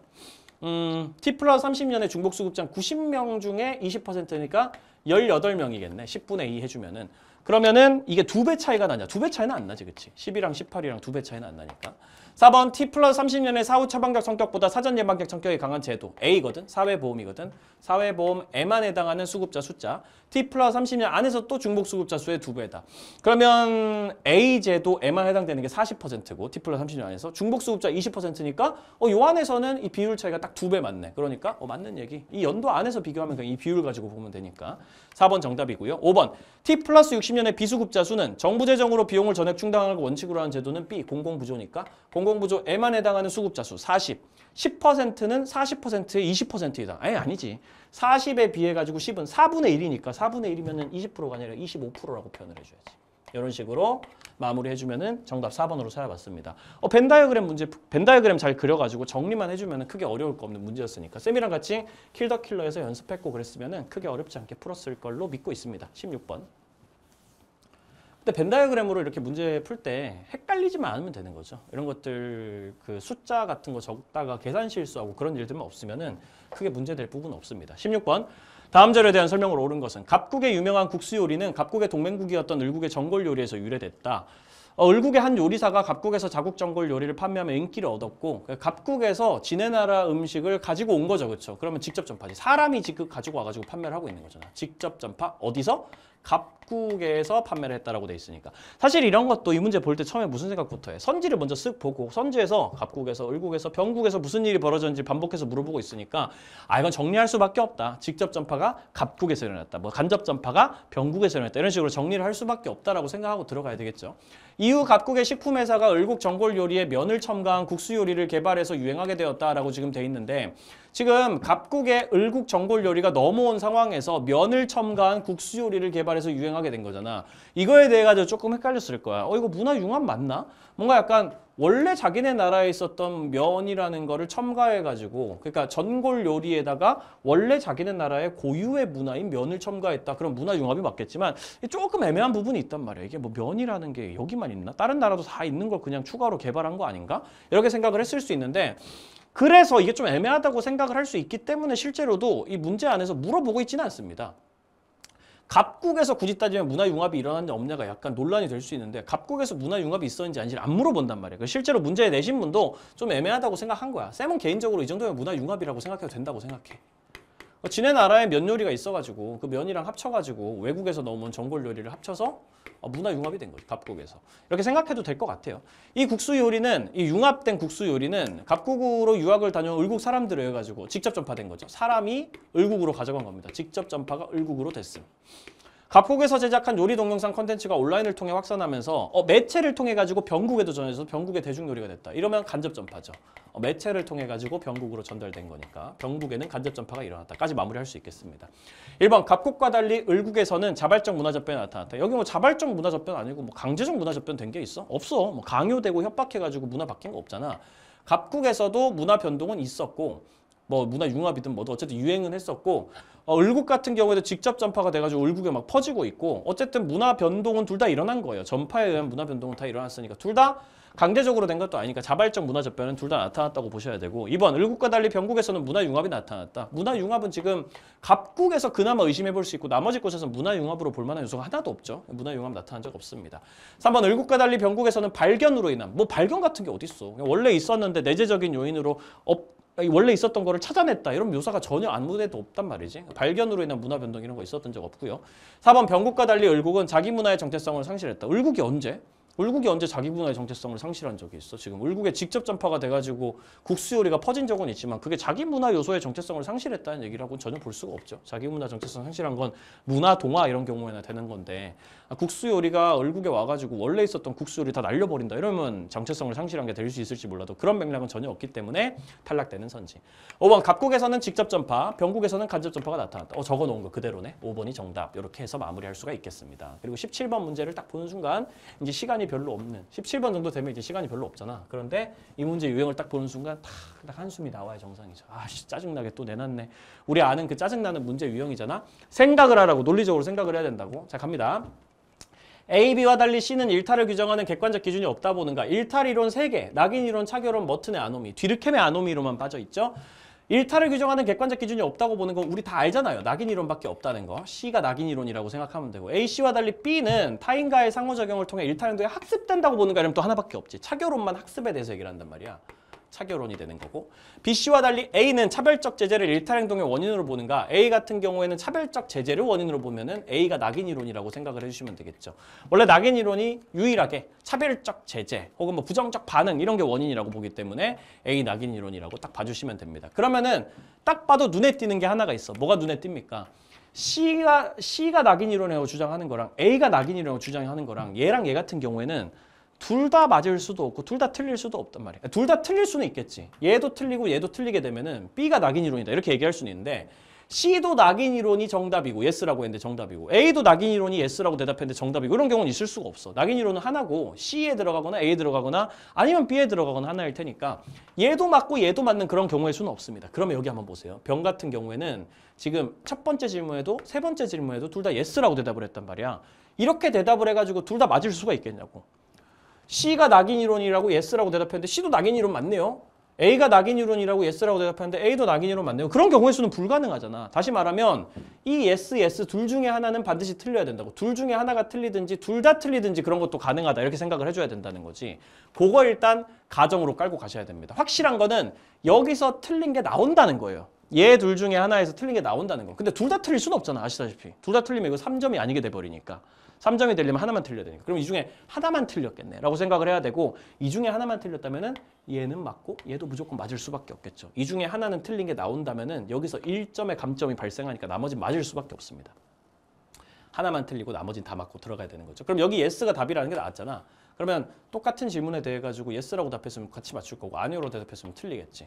요거는 뭔지 모르는 상황에서 여기 지금 x가 지금 하나 나온 상황이잖아. 을 답변에서 x가 하나 나와버렸어. 그럼 나머지 다 맞겠지. 여기 지금 3점 나와야 되니까 하나만 틀렸으면은 나머지 다 맞아야 될 거 아니에요. 그럼 나머지 답이 나와버렸으니까 끝났죠. yes가 답입니다. 첫 번째 질문. 아니오는 답이 아니고요. 아니오가 답입니다. 아니오가 답이고 yes는 답이 아니고요. 여기는 이제 2점이 나와야 되니까 이미 두 개 다 맞았으니까 아니오라고 대답하면 틀려야 된다. 그러면은 여기 나머지 맞으려면은 뭐가 답변이 돼야 되냐? 얘가 맞는 답변이 돼야 되겠다. 같은 질문에 대해서 아니오로 대답해서 틀렸으면 얘가 답일 것이다. 이런 식으로 마무리를 해주면은 정답 나온다고 볼 수 있겠죠. A, B, C를 바로 구할 수가 있습니다. A, B, C를. C가 낙인 이론인가? yes가 답이니까 C가 낙인 이론 맞고요. B가 차결론인가? yes라고 해서 답이니까 B가 낙인 이론 B가 차결론이 맞고요. 그러면 A가 남은 게 하나가 머튼의 아노미 이론이 되겠네. 뭐아가 되는 거 마무리할 수 있겠습니다. 머튼의 아노미 이론과 달리 낙인 이론은 거시적 관점이다. 아니 머튼의 아노미 이론이 기능론이랑 관련이 있고 그게 거시적 관점이고 낙인 이론은 상상론이랑 관련이 있기 때문에 미시적 관점 쪽이야. 2번 차결론과 달리 머튼의 아노미 이론은 일탈자가 부정적 자아를 내면화하는 과정. 이거는 낙인 이론이 다루는 내용이기 때문에 전혀 B도 아니고 A도 아니고 C에만 해당되는 내용이라고 생각해 주시면 되겠습니다. 부정적 자아 정체성의 내면화. 이건 무조건 낙인 이론이라고 결론 지어야 되고 3번 낙인 이론과 달리 차결론은 최초의 일탈보다 일탈 행동을 반복하는 현상에 주목한다. 이거 낙인 이론 오히려. 낙인 이론은 최초의 1차 일탈의 원인은 잘 다루지 않고요. 이 1차 일탈로 시작해가지고 부정적 반응이나 차별적 제재 때문에 2차 일탈로 이어지는 반복되는 과정을 주목하는 게 낙인 이론이라서 탈락. 4번 BC와 달리 차결론 낙인 이론과 달리 머튼의 아노미 이론은 문화적 목표와 제도화된 수단 간의 목적과 수단의 괴리. 이거 머튼의 아노미 이론이 맨날 주장하는 거기 때문에 4번 정답이고 5번 기억 니은은 모두 예이고 맞아. 기억 니은은 모두 예이고 가에는 뭐가 들어가야 돼? 예라고 해가지고 맞는 답변이 됐기 때문에 가에는 맞는 내용이 들어가야 된단 말이야. A, B와 달리 C는 낙인 이론은 정상 집단과의 교류. 이거는 차결론이나 하는 얘기잖아요. 착한 애들이랑 어울리면 착해진다 이런 얘기. 그럼 낙인 이론이 하는 얘기가 아니게 되니까 여기 맞는 내용 들어가야 되는데 틀린 내용 넣어놨으니까 들어갈 수 없다라고 해줘야 되겠죠. 그렇게 해서 정답은 4번 되는 걸로 이런 문제도 금방 풀어낼 수 있습니다. 이런 문제 예 아니요 3점 2점 이런 문제도 지금까지 개념 완성 잘 따라오면서 쌤이 몇 번씩 푸는 방법 가르쳐줬기 때문에 그거 알고 있으면 크게 어렵진 않았겠죠. 다음 사회 변동의 방향을 바라보는 필자의 관점 이렇게 지금 나와 있으면은 사회 변동 방향을 바라보는 관점이 여러 가지가 나올 수가 있거든요. 그런데 여러 가지 나올 수 있지 않아. 방향을 바라보는 관점이라고 얘기하면 하나밖에 안 나온다고. 방향은 이 방향 아니면 이 방향밖에 없거든요. 뭐겠습니까? 진화론, 순환론이란 말이죠. 그렇게 생각하고 들어가야 됩니다. 참고로 아래쪽에 선지를 슬쩍 봐도 발전과 변동을 동일시한다. 이거 진화론 얘기일 거고 제국주의를 정당한다. 진화론 얘기고 역동적 대응 어렵다. 순환론 얘기고 흥망성쇠 순환론 얘기고 그러니까 진화론, 순환론이라는 건 선지를 봐도 판단할 수 있단 말이지. 확인해보자. 강대국 패권전쟁으로 새로운 패권국이 등장하고 새로운 패권국이 국제체제를 주도하고 그러다가 시간이 흐르면서 그 패권국 지배력이 약화하고 갈등이 증가하고 체제가 쇠퇴하고 패권국 지배력이 완전히 상실하고 체제가 붕괴하고 또 다른 패권 전쟁에 새로운 패권국이 등장하고 딱 이거잖아. 패권국 등장했다가 망했다가 또 새로운 패권국 등장했다가 망했다가 순환론이죠. 순환론으로 바로 판단하시면 되겠고 사회 변동을 발전과 동일시하는 건 진화론이니까 무조건 진화하고 발전한다. 이거 진화론이니까 탈락. 제국주의 정당화하는 것도 역시 진화론. 허버트 스펜서의 진화론이 소위 영국 같은 유럽 사회가 우월하다라고 보면서 제국주의를 정당했으니까 진화론이랑 관련 있는 거고 순환론 역동적인 대응 어렵다. 운명론이고 숙명론이라서 인간이 뭘 할 수 있다고 생각을 안 해서 주체적이고 역동적인 인간의 노력을 무시해버린다 이런 특징이 있고 흥망성쇠 흥했다가 망했다가 흥했다가 망했다. 이거 잘 분석하는 건 역시 순환론이다. 정답은 5번 디귿 리을. 한 10초 안에 풀 수 있는 문제 아닐까 싶습니다. 방금 전에 푼 문제는 19번 자료 수집이랑 관련된 거 질문지법, 면접법, 실험법. 이 문제가 그나마 조금 특이하게 생겼다라고 생각을 했는데 본질은 뭐 기존에 나왔던 문제랑 다르진 않아요. 질문지, 면접법, 실험법 이렇게 있고 정답을 외쳐주세요. 알면 이렇게 했죠. 이것은 주로 양적 연구에 사용됩니다. 지금 여기 있는 것들 중에서 양적 연구에 사용될 수 있는 게 지금 질문지, 실험법 두 개란 말이야. 면접법은 아니고. 학생이 정답 해버려. 정답 A입니다. A는 오히려 질적 연구에서 사용된 겁니다. 틀렸죠? 학생이 틀렸어요. 교사가 선생님은 틀리지 않기 때문에 선생님 말을 딱 보면 되는데 아니야. A는 오히려 질적 연구야. 그러면은 여기 면접법밖에 없죠. 그럼 A가 면접법으로 바로 확실시 되는 거고 힌트 2. 이것은 연구 대상자와의 언어적 상호작용이 필수적이다. 언어적 상호작용이 필수적인 건 질문지법이랑 면접법이거든. 정답도 했어. B입니다. 이것과 달리 B는 언어적 상호작용이 필수적이진 않아요. 얘는 말하는 것마다 다 틀리고 있어. 무슨 자신감인지 모르겠는데 말해서 틀리고 다 말한 다음에 마지막에 C라고 하니까 교사가 좀 짜증나가지고 단답하는 거 보이죠. 막 웃지 않고 네 정답입니다. 이런 느낌으로 얘기를 하는 거. 학생이 지금 멍청해. 그래서 이것도 틀리고 해가지고 교사 얘기만 보면 되는 거란 말이야. 이것과 달리 B는 연구 대상자와의 언어적 상호작용이 필수적이지 않아. 여기서 연구 대상자의 언어적 상호작용 필수적이지 않은 거 하나밖에 없거든. 질문지 면접법 빼고 실험법인 거죠. 그럼 B가 실험법인 거고 그러면은 언어적 상호작용이 필수적인 거는 뭐밖에 없어. C가 나머지 질문지법일 거 아니야. 질문지법입니다 라고 하니까 질문지법 맞아. 언어적 상호작용이 필수적인 거 질문지법이야. 이런 식으로 얘기를 하고 있죠. 그러면 면실질 이렇게 되는 겁니다. 면접법과 달리 실험법은 비구조화 표준화된 자료 수집 방법이다. 위치 바꿔줘야죠. 오히려 면접법이 비구조화 비표준화된 거라고 볼 수 있고 실험법이나 질문지법 같이 양적 연구의 자료 수집법은 구조화 표준화 정도가 높다라고 표현하기 때문에 위치 바꿔줘야 되고 2번 면접법에 비해 질문지법은 수집된 자료의 통계 처리가 쉽죠. 질문지법은 통계 처리에서 굉장히 유리한 부분을 보이고 양적 연구가 원래 통계 처리에 유리하기 때문에 위치 바꿔줘야 되고요. 아니면 쉽다라고 바꿔주든가 3번 실험법에 비해 면접법은 연구 대상자와의 정서적 교감 형성. 이걸 다른 말로 이제 라포라고 부릅니다. 면접법이나 참여관찰법에서 되게 중시하는 게 정서적 교감 형성. 질적 연구가 원래 중시하는 거. 정서적 유대감을 형성하면은 상대방의 심층 세계를 좀 더 탐구하기가 쉽다라고 하기 때문에 면접법이 실험법에 비해서 가지는 거 맞고요. 특징. 4번 질문지법과 달리 실험법은 방법론적 이론론에 기초한 연구에서 주로 사용된다. 방법론적 이론론이 양적 연구잖아. 둘 다. 실험법이든 질문지법이든 양적 연구에서 사용된다. 주로. 5번 실험법, 질문지법과 달리 면접법은 연구 대상자의 주관적 인식을 파악할 수 있다. 이것도 쌤이 진짜 많이 강조했지. 주관적 인식은 모든 자료 수집법이 다 조사 가능이라고 얘기했습니다. 다만 그 주관적 인식을 모두가 조사할 수 있지만 예를 들면 질문지법도 MBTI 이런 걸 통해 가지고 사람들의 내면 세계, 성격, 성향 이런 걸 분석은 하려면 할 수 있다고. 주관적인 의식이라든지 이런 것도. 하지만 딥하게, 심층적으로 그걸 분석할 수 있는 건 아무래도 질적 연구 쪽이 좀 더 강하다. 이렇게만 생각해 주시면 된다라는 거죠. 그럼 정답은 3번 되는 걸로 마무리하고 마지막 문제 가볼 수가 있겠네요. 갑국이랑 을국이랑 유소년 부양비, 노년 부양비 이러면 어차피 문제 어떻게 풀어야 됩니까? 우리 매번 하듯이 그치? 그대로 가야 되는 거야. 정리. 갑국이랑 을국이랑 널찍하게 한번 적어보겠습니다. T년이랑 T 플러스 50년. 어차피 또 나중에 비율도 연결하고 그래야 될 거니까 널찍하게 적어가지고 유소년 인구, 부양 인구, 노년 인구, 총 인구 해가지고 한번 해보죠. T년의 갑국과 을국의 전체 인구비는 1 더하기 2이며 1대2, 1 더하기 1에 1대2며 이제 퍼즐 풀겠다고 생각하고 이제 하나씩 채워나가야 되는 거지.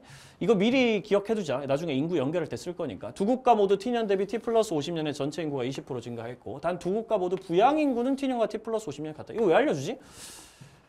보통은 전체 인구비 알려주고 전체 인구 증가하는 것만 알려주면 다 연결된단 말이야. 뭐 얘랑 뭐 1대2고 여기서 갈 때 20% 증가하고 이러면 각자 다 알려주기만 하면은 그거 하나만 가지고도 풀 수 있는데 굳이 왜 부양 인구 알려주지? 뭔가 정보 부족하게 주려고 하는구나 라고 생각을 하고 들어가야 되고 갑국 같은 경우에는 T년에 너무 쉬워요. 뭐야 유소년 부양비랑 노년 부양비를 그냥 준다고? 그러면은 부양 인구를 100으로 잡고 출발하면 너무너무 쉽겠네.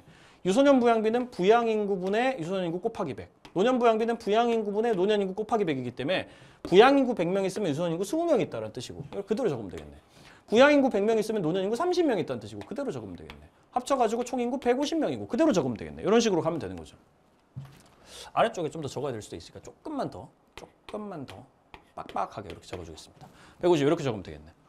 그렇게 한 다음에 갑구구의 t 플러스 50년으로 가봤더니 여기 지금 50이라고 돼 있단 말이야. 노년 부양비가 50이라는 거 무슨 뜻으로 해석해야 됩니까? 예를 들면 부양인구를 100으로 잡으면 노년 인구는 50명이다. 이렇게 해석해도 되는데 사실 이러면 좀 부족하잖아. 지금 이거 숫자가 좀 부족해. 이러면은 이거 뭔가 다른 방식으로 풀어야 될 것 같아. 여기도 t년도 을국도 이거 아직 적지 마.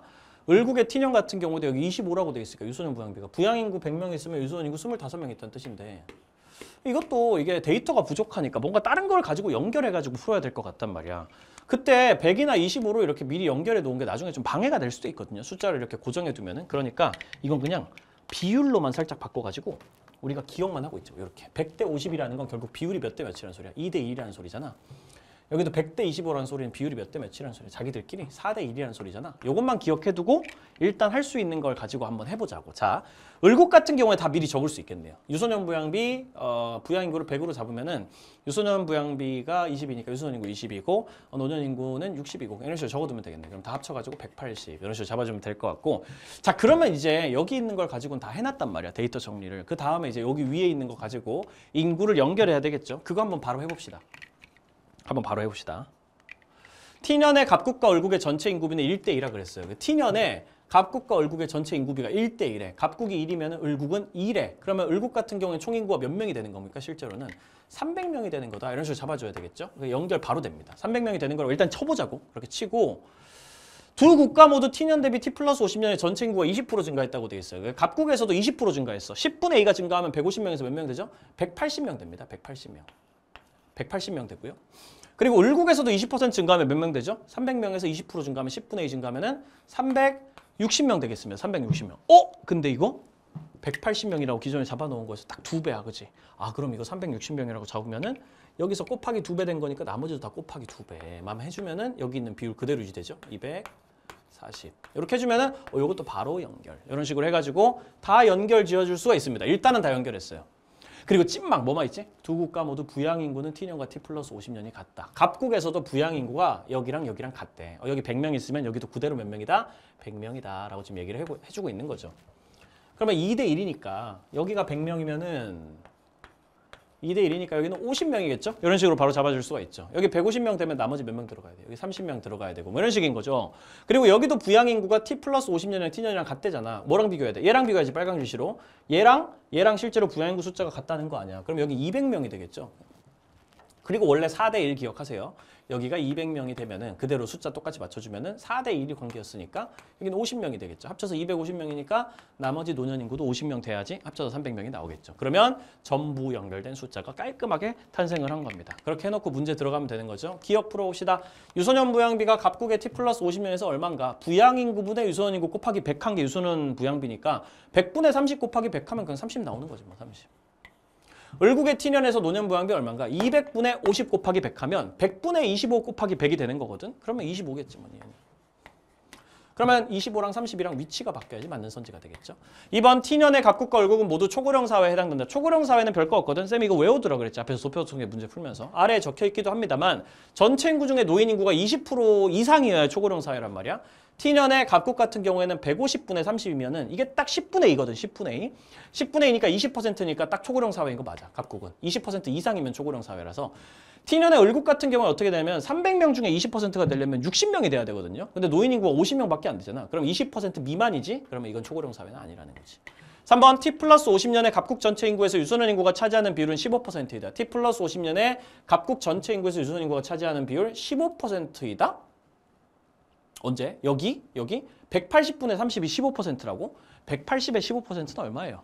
180의 10% 하면은 18명이고 5% 하면은 10% 18명의 절반이니까 9명일 거 아니야. 그럼 15%면 27명이네. 30명이랑 아니죠. 15% 아니다. 15%이려면 27명이 돼야 된다. 4번 t 플러스 50년의 을국의 노령화 지수는 t년의 갑국의 노령화 지수의 2배이다. t 플러스 80년의 을국의 노령화 지수는 어떻게 계산하지? 유소년 인구분의 노인 인구 곱하기 100 하는 게 노령화 지수였단 말이지.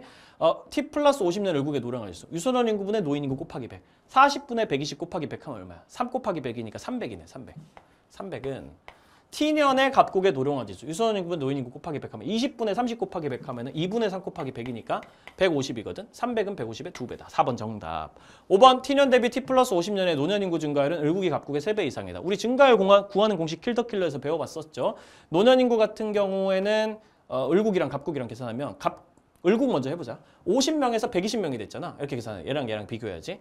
을국 같은 경우에는 50명에서 출발해서 70명만큼 늘어났다. 이렇게 계산하면 된다 그랬지. 증가율이라는 게 대단한 게 아니라. 곱하기 100은 생략합니다. 어차피 얘랑 비교할 거니까. 갑국 같은 경우는 30명에서 50명이 된 거잖아. 30명에서 시작해서 20명이 늘어났다. 그러면 갑국의 3배가 맞나? 3배 이상이 맞나? 갑국의 3배 하면 얼마야? 30분의 60이 된다고. 그러면 그냥 2가 되잖아. 200%가 되는 거라고.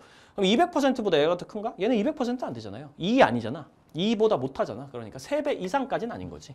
이렇게 날려주시면 정답 4번으로 마무리할 수가 있다. 이번 사회문화 그렇게 쉽지도 않고 또 그렇게 엄청 어렵지도 않고 6평보다는 어렵고 아마도 앞으로 나오게 될 9평보다는 쉬운 난이도가 아닐까 싶습니다. 사실은 이번에 학평도 기출문제의 흐름을 크게 비껴나지 않았다는 점에서 쌤은 오히려 좀 불안해요. 평가원이 이대로 그냥 수능까지 가진 않을 거란 말이지. 분명히 9월이나 수능에서는 새로운 9월에서 보여주고 나서 그걸 변형해가지고 수능을 만들겠죠. 9월 평가원이 정말 중요하다고 생각을 하셔야 되고 7월 학평에서는 사실 개념들 잘 모르는 부분들이 있나 아니면 이런 문제들 푸는 게 어렵다면 내가 아직 기출 분석이 잘 안 됐구나 이런 생각을 가지고 나서 기출 문제 분석하는 커리큘럼을 열심히 따라오셔야 되겠습니다. 지금 쌤이 가지고 있는 사회문화 커리큘럼 지금 진행 중인 타임어택이 딱 그런 거 하는 커리큘럼이니까 기출 문제들 유형에 익숙해지고 빨리 푸는 법을 익히자 그런 거니까 거기로 따라오시면은 쌤이 그런 부분에서 잘 가르쳐 드릴 거예요. 그렇게 7월 학평 분석 잘 해보시고 앞으로 이제 2개월만 지나면 또 9평 또 있으니까 그거 대비해 가지고 열심히 같이 한번 달려보자고 9월 평가원에서 좋은 점수 맞을 수 있도록 계획 잘 짜가지고 7월 학평 점수에 너무 연연하지 말고 일단 배웠다고 생각하고 좀 점수가 안 좋았더라도 이걸 통해서 내가 9월이나 수능에서 안 좋을 점수가 나올 수 있었던 거 액땜했다고 생각하시고 앞으로 2개월 동안 그리고 4개월 동안 준비해서 수능까지 한번 열심히 한번 가보도록 합시다. 쌤은 조만간 본 커리큘럼 영상에서 뵙도록 하겠습니다. 학평 보느라 너무너무 수고 많으셨습니다. 지금까지 이투스 현쌤이었습니다.